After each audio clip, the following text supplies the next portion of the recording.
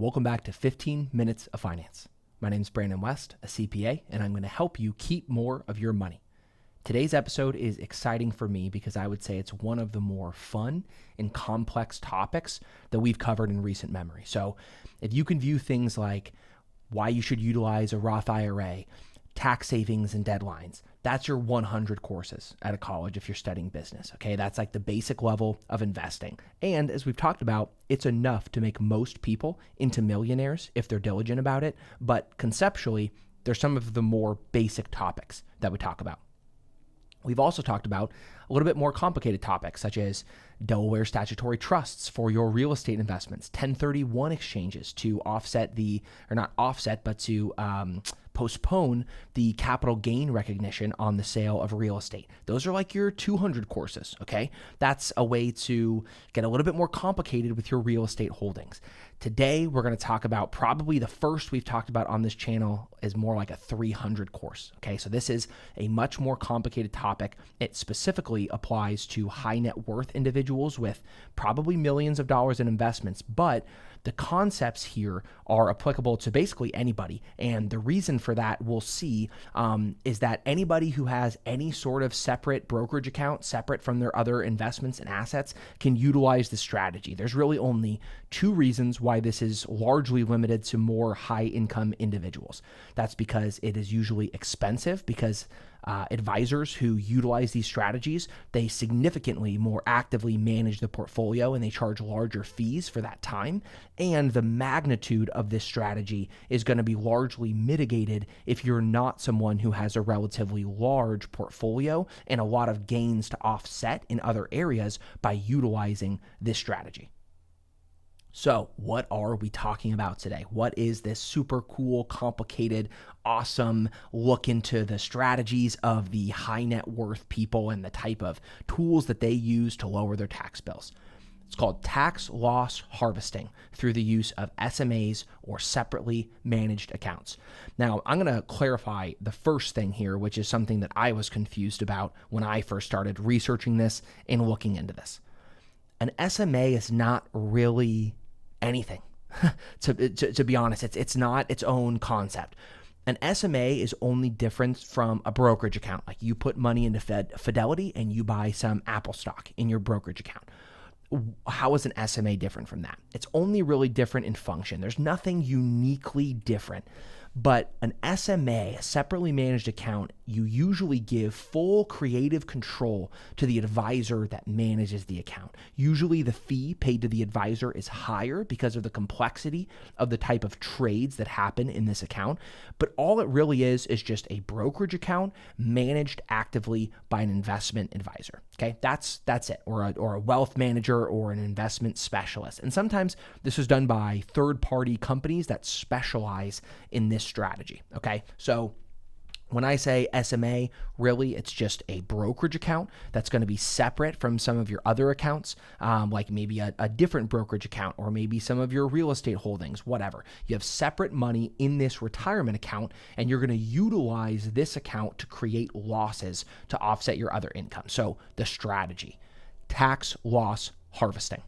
As you might guess with a term like this, what you're trying to do is you're trying to harvest or achieve tax losses. And the reason you do that is because you have income elsewhere in your investment portfolio that you want to offset so that you don't have to pay taxes on the capital gains that those other investments have created in your portfolio. Okay, so before we break into what actually the strategy is, let's talk about the concept of doing this. I am going to sell a house. Okay, I'm going to sell one of my investment properties. I bought it for $500,000. I've been renting it out for 10 years. I don't really want to manage this investment property anymore, so I want to get out, and it's now worth $700,000. Okay, that's a $200,000 gain, long-term capital gain that I'm going to have to pay anywhere between 0 and 20% on. So let's assume I'm a high net worth individual and I've got a lot of income. I'm going to pay 20% on the sale of that property. That's a $40,000 tax bill. I don't want to do that. I don't want to pay $40,000 to the IRS, right? So I'm going to utilize strategies to lower my tax bill. Well, I have this other money in a brokerage account. I've got $800,000, okay? And I've been investing that money. And I say, hey, I've got this large capital gain tax bill coming up. I would like to offset that. So I sit down, I talk to my advisor. Can we create some tax losses in the capital gains in this account to offset the capital gain that I'm about to recognize for the sale of my real estate? Okay. And he goes, yeah, sure. We can utilize this strategy. You've got some losses here.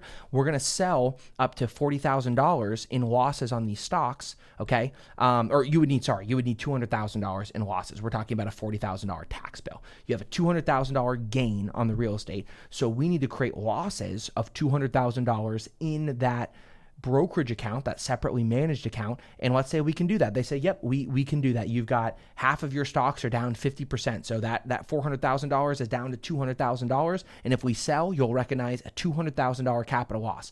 We sell those stocks that are down. We create a $200,000 loss for ourselves. We offset the real estate gain of $200,000. And now our long-term capital gain tax bill went from $40,000 to $0. Pretty cool, right? So let's talk about the logistics of how we can utilize this strategy. Because right now, I'm going to be honest, the reason that I've been hesitant to do a lot of research into this, and I've been really skeptical of the strategy, and I'll be honest, tax loss harvesting through SMAs, these strategies are often peddled by people who don't really know what they're doing, okay? It's just they're utilizing the terminology of what the high net worth and the wealthy use, and they want to sound really smart, and they want to justify charging you 2%. And all they're really doing is just selling stocks when they're down, which is what we tell you not to do on every episode, right? We say, don't panic. Don't panic. The tariffs are going to pass. Your accounts are going to rebound. Please don't sell at a 25% discount.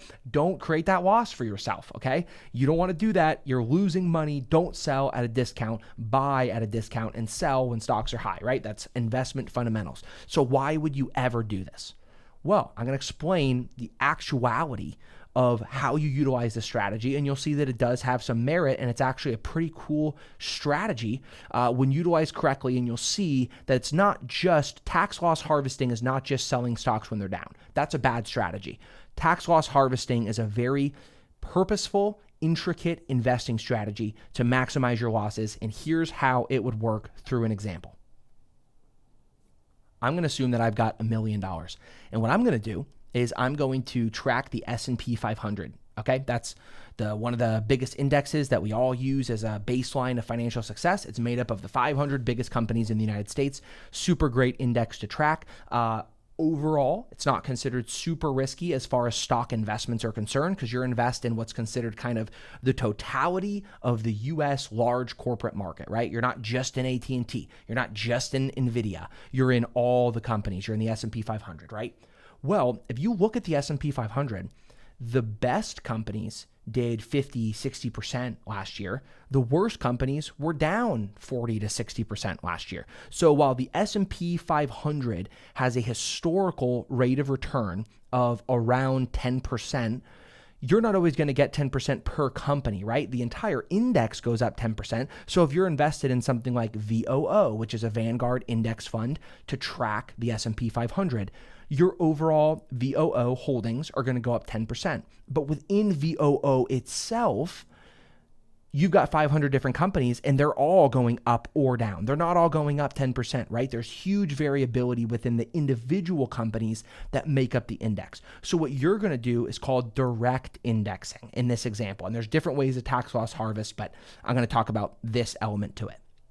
So what you're going to do is you're going to direct index. And what that means is you take an index like the S&P 500, the Dow Jones, the Russell 1000, and you directly invest in each individual company in that index. So functionally, you have the exact same thing as if you bought VOOO, just way more work.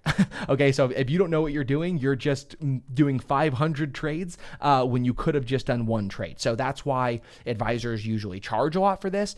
It's a lot of individual company holdings, and it's a very complicated strategy. So you hire James to do tax loss harvesting for you in your separate brokerage account that has $1 million in it, okay? So he's going to individually index for you the entire S&P 500, and you own each individual company in the S&P 500.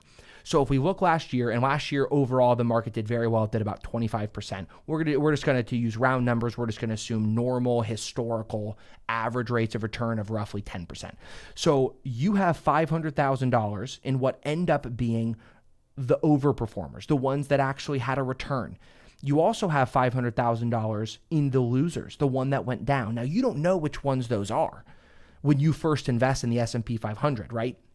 If you're doing normal investing, you're trusting James's judgment to pick companies that you hope overperform the market or are designed to lower risk so that your investments don't fluctuate as much. But in this strategy, James is investing in the entire S&P 500 for you. So you own all 500 companies. Now, we don't know which ones are going to go up or down, but you're invested in all of them. So in an average year, your entire portfolio is going to go up 10%, but each individual company could go up or down. So when we look at this example we've set for ourselves, we have $500,000 in what end up being the top companies, and we have $500,000 in what ends up being the losers. These numbers will never end up being this round, but conceptually, this is what's going to happen. So the S&P 500 goes up 10%. So if you owned VOO and you bought $1 million of VOO in an average year, you're going to have $1.1 million in VOO at the end of the year. But instead, you have 500 individual companies. So what actually happens is the 500,000 in the loser companies, that value, let's say they go down 50%, that goes down to $250,000. The companies that are winners went up to $850,000. Now, if you do the math yourself here, that's $1.1 million. And that's what's actually happening in the S&P 500 when you're investing in it. But usually when you're in an index fund, you're not tracking individual stock performance. You're tracking the index as a whole. Now you own 500 different companies and your total portfolio went up $100,000. But because you own each individual company, you've got a total of $250,000 in losses for these companies. So how does this matter, and where does tax loss harvesting come in? Well, what we can do, and we're going to assume you don't want to leave the S&P 500 index, okay? We're going to assume you never want to leave. So we're not going to reposition your portfolio. A lot of tax loss harvesting involves repositioning and rebuying different but similar stocks. We're going to assume your risk tolerance, your preferences, nothing has remotely changed. So what are we going to do? On December 28th, okay, so we're going to make sure it's not too last minute. We're going to sell all of the stocks that are down $250,000 total dollars combined. And then we're going to immediately rebuy them. So that's where it's different than selling at the bottom, because when you talk about someone panicking because of tariffs, their index, or not their index, their portfolio is down 20%, and they sell and they panic and they buy something else. They've lost that money, right? They've locked in that loss. They've sold and they bought something else, or they've taken the money out, or they're sitting on cash and now the market has gone up or down since that transaction. But we're going to sell those stocks for you and immediately reposition them. So your actual holdings have not changed at all. You own exactly what you owned before the tax loss harvest. But here's where this helps you now. Because we sold these stocks, even if we immediately buy them, okay, what happens here is you've created a loss of $250,000. Now that loss is realized because you've actually sold the stocks. You've created a taxable transaction. This is not a 401k or an IRA or another tax sheltered account. This is just a brokerage account. Any transactions in this account have tax consequences. So you've created a $250,000 loss for yourself.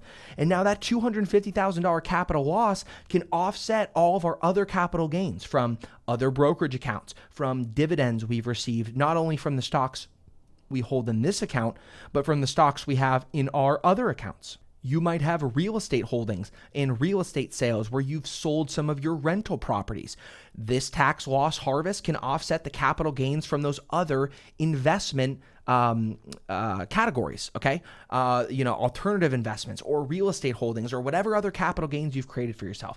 So your portfolio actually hasn't changed but you've allowed yourself to realize losses by individually direct indexing in the indexes you would usually buy so that you can realize gains when they happen and then utilize those gains in the year you create them to offset losses either in years where you have a very large tax bracket or in years where there's a lot of other income that you need to offset so that you don't have a massive tax bill that cuts into your real earnings. Now, let me clarify something real quick here.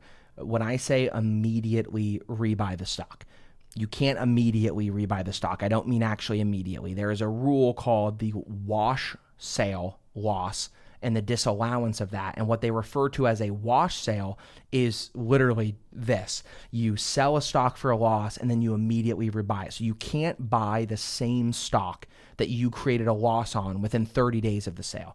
So you could either wait 30 days or you could invest in similar stocks and not go back into the same companies and then kind of reposition back into the index later. So you can't just immediately sell and rebuy the same thing and then magically create a loss. So you do have to wait a little bit before you can buy the same stock that you just sold. So there is some risk in this investment strategy. You can't completely maintain your portfolio in real time, but large scale in terms of the strategy you're employing, you can create losses by individually indexing while still having the coverage of the entire index and then using what you sold in losses to purchase other similar companies that kind of keep your risk profile in line with what you were invested in prior to harvesting that loss. Okay, so let's take a step back now, forest for the trees. By individually indexing and utilizing a tax loss harvest strategy, we can utilize individual company stocks while still creating the lowered risk tolerance of a larger index holding portfolio. And now we can create losses in years we need them, or even create losses and have them carry forward until years when we end up having capital gains and we have this capital loss carryover that rolls over every year and is available to offset gains in future years. It's a really cool strategy. I hope that scenario made sense to you. You can see how this would be a very effective strategy. So the last thing that I'll talk about without going too far over here is what's the end game. So similar to 1031 exchanges where you sell an investment property, you can use the money to buy a new property and you can postpone the capital gain as long as you keep doing 1031s in a new property. The goal of 1031 is to die with those gains. You have a similar investment goal here with tax loss harvesting. Ultimately, as you keep doing this in your portfolio, you're going to run out of losses, right? Like you're not diminishing the portfolio value. Otherwise, this would be a horrible investment strategy. So you're utilizing the contextual sort of segmented losses of each stock within an index, but the index as a whole over time is going to go up. So you're only going to have so many losses you can harvest before your basis in these stocks has lowered to the point where you've taken all the losses you can. So this is a strategy utilized to design. It is designed to utilize the losses inside of what would normally be a large index that you couldn't usually segment so that you can create losses in your lifetime that usually you would have never been able to create. You would just grow this account until you die, because when your heirs inherit this account, they get what's called a step up in basis, where the value to them is the fair market value of these assets when you pass. Now, that's not how it works with things like 401ks and IRAs, because you got a deduction for putting money into those accounts. And so your heirs don't get a step up in basis because the IRS eventually wants their taxes on that money that you got a deduction for. We're talking about a separately managed brokerage account. So this money is not in a tax advantage account. And so it counts in the assets that get a step up in basis. So you utilize losses you wouldn't normally get. You lower your tax bill in retirement, so you pay less in taxes. That gives you more money to invest or spend, so you free up your budget, and then you don't care that you now have a ton of gains built into this portfolio, because this is the money you've designated to grow until you die, and now you're going to pass this on, and now no one ever has to pay the gain. You've harvested all of the losses you can throughout your lifetime, and the gain that accumulates disappears when you die, and your heirs get a step up in basis. So similar to 1031 exchanges, the long-term strategy of this investment tactic of tax loss harvesting is to harvest harvest all the losses during your lifetime, lower taxes, increase your real tax-weighted earnings during your lifetime, and then pass on and eliminate the gain, passing on the full value to your heirs in death, the same way you would things like 1031 exchanges. Well, thank you for bearing with me here in one of our more complex topics. It is really cool. It is a really great way to utilize losses that you would never usually utilize during your lifetime. They would usually just kind of be built into the index as a whole, and then you would die with the gain, with just the net gain being part of your portfolio. But this actually allows you to keep the same portfolio value, but utilize the losses within that portfolio to increase your real tax-weighted return of your investments during your life before ultimately passing this on to your heirs. So it's very cool. It can get very complex, and I hope you learned something about a very cool strategy. This is a strategy that ultra high net worth individuals use to sort of segment their investments and strategically plan their different asset classes to make sure that the gains of one are being offset by the losses of the other, and keeping as much money from their investments as they can through this tax strategy. So hope you learned something. As always, please send us a direct message. We leave links in the episode description where you can